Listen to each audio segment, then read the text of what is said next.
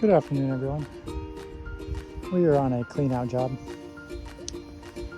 and you've been following us for a little bit. You know that we just got off the intake bay job where we installed a couple external pumps and installed a intake bay to handle all the pre-filtering needs that we need for the pump.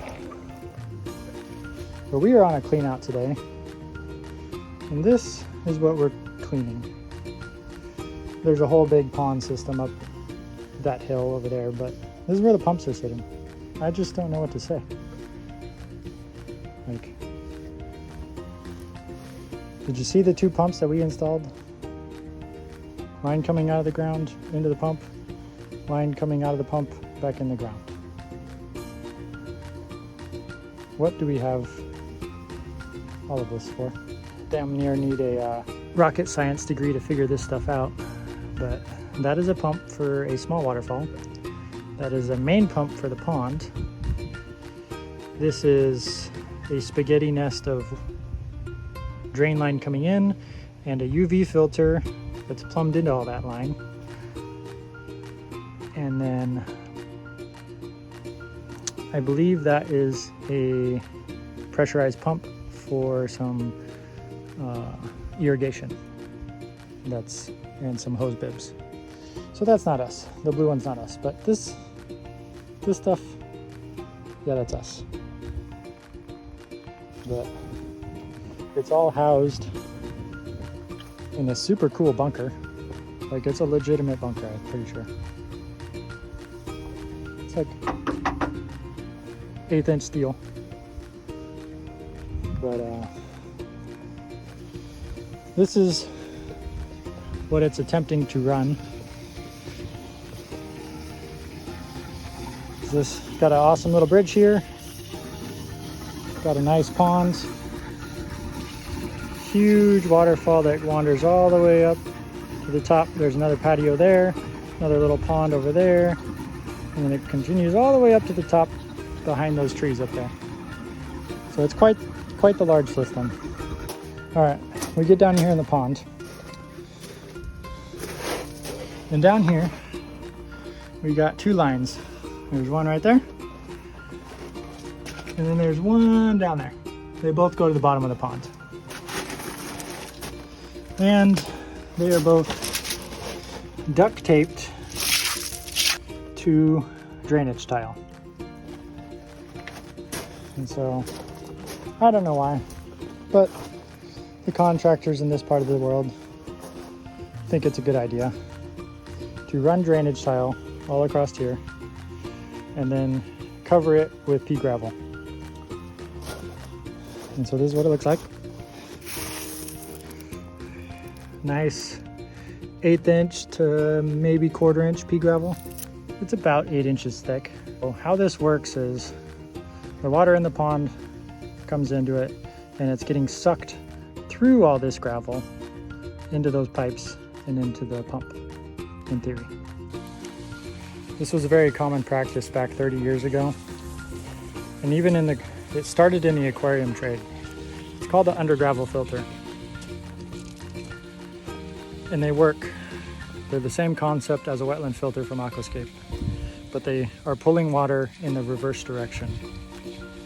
Whereas an Aquascape wetland filter is pushing water to the bottom and letting it percolate up to the top. And it has a sedimentation layer with those aqua blocks and centipedes. That is the key feature, guys. You can back flush this stuff. You just cover drainage tile with 1/4 inch gravel. There is no possible way to back flush it. And so it works for a very short amount of time until it clogs.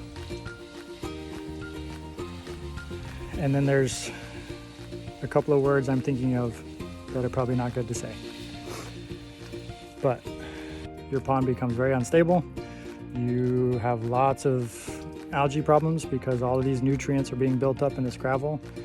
And unless you remove the gravel and wash it, there's no way of getting it out. And there's 8 yards of gravel in here probably.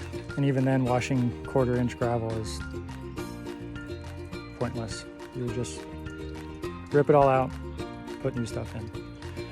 But even if they would have just put 1.5 inch gravel, it would have been easier to clean. But I have a few ponds that I service with this kind of filter. Every one of them is the absolute amazing at growing algae. It's amazing how fast these things turn to soupy green messes every single year. And I've tried dumping every water treatment I can into these things at ridiculous rates, and they just turn green, and it's bright green. So this is what it looks like after it's clean. There's still a lot of algae on here, but I'm just gonna dose a couple gallons of algicide in it and kill it off, because that's the only option we've got so far. Oh yeah, nail in the coffin. It's a concrete pond. There's a concrete wall on the backside of all these rocks. I sure hope it doesn't crack. I really do. But then we got this amazing thing. So they just concreted to the front of this Facebook for the skimmer. Like, that's concrete. I don't use Savio stuff because I don't particularly care for their filter things in here. But I do know that those bolts are there to sandwich in a piece of liner, so it makes this thing waterproof. I'm pretty sure that that is not standard practice to install a Savio skimmer, or any skimmer for that matter. So this is my rant. I don't like talking bad about people, but these companies that are doing this kind of stuff don't maintain their water features after they build them. You call them up to clean them, they say we don't clean them, we don't maintain them, we're only building them. So if you get a contractor, and most of these are design, install, landscape companies, so they'll come in and do everything, and they'll draw a circle with a pond in it, and it will look great. But you don't realize is you're getting a nightmare in disguise. So be very careful at what you're buying. I'll show you another one. So we got this guy too. This should have been a pondless waterfall. It's a ponding waterfall. It's got a corrugated pipe that for whatever reason seems to be sticking out of the water. Some nice concreted rocks with a little bit of sand stuck to it so it looks natural, I guess. Another skimmer that is concreted all around. And then just stacked up, and then I believe that's another concrete wall back there. That's an autofill. This is the stuff that drives me crazy. It looks really good, like this. But it's also really good at growing string algae. I gotta get back to work. That's my rant. You guys have a good one.